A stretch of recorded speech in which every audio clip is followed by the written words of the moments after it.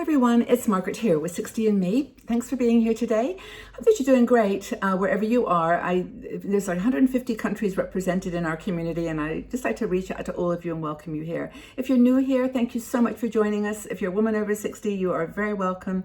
We talk about all kinds of topics here, but the one today is about a little reflection on the last 15 months and the things that we've given up and the positive aspect of that. I know for me, for the last 15 months, it's been a roller coaster, and I'm sure for you too. This pandemic, whenever you're watching this, you could be watching it a few years from now, the pandemic affected everybody so dramatically. And there were some things that happened that at the time were just hard.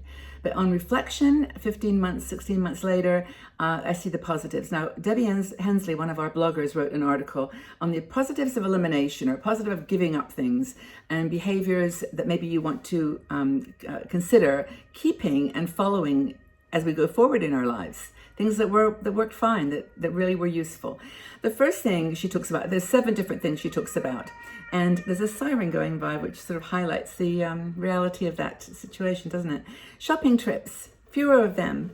We went once a week instead of every day, or even for many months, I didn't even go out. All my food was delivered, as probably was yours too. I'm not saying that we should have all our food delivered, although that was probably good business for the supermarkets. But going out to the shops less made me think more carefully about what I purchased, and it also made me more resilient and resourceful about what I cooked. So, if I was going to cook something that required tomatoes and I didn't have any tomatoes, what was I going to put in there? Well, other vegetables. I was going to find whatever vegetables I had, and I was going to make the most of it. Or I've had some tomato paste instead of tomato, chopped up tomatoes.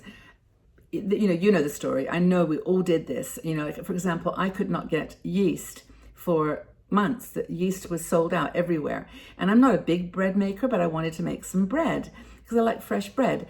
And so I couldn't make any bread, no yeast. And so I looked online and I found bread that you don't need yeast for. And so I just made flatbread. And it was actually really good. As I remember, I gained several pounds during that time. But you know what I mean? We were resourceful. So there were no more fewer spontaneous purchases. And I think we bought more thoughtfully. Now, I did buy one thing that was more than I needed to, and that was makeup, because I got into this fun process of doing videos for 60 and Me about skincare, beauty, makeup, and it was just too irresistible to try to find new things. And, the days that you go to the drugstore and just wander around, well, I don't do that too much anymore, because why would I do that anymore? I've got enough makeup to last me for like 10 years. Anyway, so I think that was the important thing, was shopping less. Running errands when you randomly need something. Those shopping visits, and I learned like Debbie to make substitutions and just do things in a more creative way. It was one of my grandson's birthday during the pandemic, and my son emailed and said, "Do you have any birthday candles?" I said, "Birthday candles? No, I don't." And we couldn't get out. We literally could not get out. Like a lot of people still in lockdown, understand. And so I said, wait, I have tea lights. I have like a box of tea lights, like 40 of them. I'll take them and make little candles out of them. And that's what we did.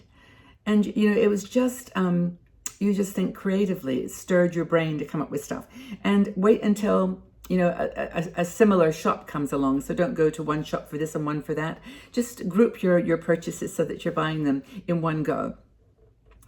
Debbie says she's saved gas, time, and money, which is pretty cool. And that's, I think, what we will try to be. But you learned how to be creative and how to make do. So she learned also to give up. This is another one, third one, events that you really didn't want to go to. I mean, how many times in our life have we established a pattern of always doing some visit to somewhere, some behavior, some trip? And she said she adjusted to less of a social life, and she found a social life online and maybe even with herself. I think all of us had to give up a little bit of our outside friendships and learn to make friends with ourselves and learn to explore new parts of ourselves, like me wearing this floral top. I've never hardly ever worn a floral top, but it's just like you learn different parts of yourself and you let them shine.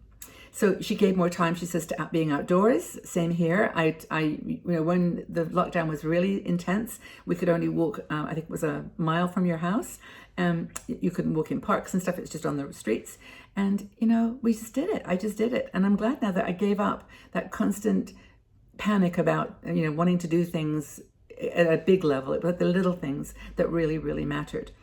Another thing that she gave up, and I gave it up to a certain degree, maybe not as much as you did, but that is uncomfortable clothes. Now, I am not a yoga pants and sweatshirt person. I never have been. I never will be. I never wear jeans. I'm not a jeans person. Just, that's how I am. And everybody's got their style. But I didn't ever get into the kind of super baggy clothes. I was always into getting dressed up in the morning, like putting something nice on, putting some jewelry on. I know, makeup. I just did that because I really felt, for me, that was comfortable. If I had just, stayed in my pajamas, well, I did stay in my pajamas some days, let's face it, I did. But, I didn't do it all the time. But if for me, getting up and getting dressed with just my leggings and a nice top and maybe a scarf or necklace, that to me made me feel comfortable. But for Debbie, it was like, I'm like in yoga pants. That's me. I'm never going to wear anything again that isn't comfortable. And I think that's one activity to give up and in your post-pandemic behavior. Don't wear clothes that are uncomfortable for you. Just, don't go to social events that you don't like. Don't do the shopping trips on a random thing. These are just things that you gave up then. Maybe keep them on giving up now. The next thing that she talks about gets a little bit more refined now, which is she stopped comparing herself to others. Wow, this was a really, it was really tempting to, to compare yourself to others and try to either elevate yourself or elevate them. And it was just that we weren't connected to each other. We weren't able to talk to one another. We couldn't get a grounding. But I think that whole idea of not judging yourself or not judging others was hopefully an outcome of the pandemic that will continue. We shared something really, really, really, really special. This pandemic has brought us together as a world in a way that, short of an alien invasion, which is maybe another thing that will happen in the future, there's nothing that was going to bring us together like this. Maybe I'm missing something obvious, but it brought us together, and we learned that we're all vulnerable. Rich, poor, celebrity, not celebrity, man, woman, 50, 80, 20, everybody was dealing with this pandemic. And actually, as I'm recording this video, we still are. It's not over. And, it's maybe if you're watching this 5 years from now, it might be in a different state. But right now, we're still in it. Canada's still in lockdown. I'm in quarantine because I came back from a trip to the UK. So it's all relative. So there's no travel posts on Facebook, so there's no missing it. So there's no missing out. Your friends are not saying, here I am in Greece or some are now, but here I am in somewhere having a wonderful time. That will calm down, and I'm happy that will calm down. The next thing that Debbie talks about, is that she gave up was having opinions. And this is a powerful one because I'm not sure she's right on this one. I have a feeling that there's some groups that have polarized, that have actually gotten stronger in their beliefs, and that having opinions has become really important to them. And there's some people in the category of not having opinions, like myself perhaps, or not judgment anyway, same as Debbie, that are being, impacted by that. So I think that some people, hopefully you and myself, hopefully, are willing to listen.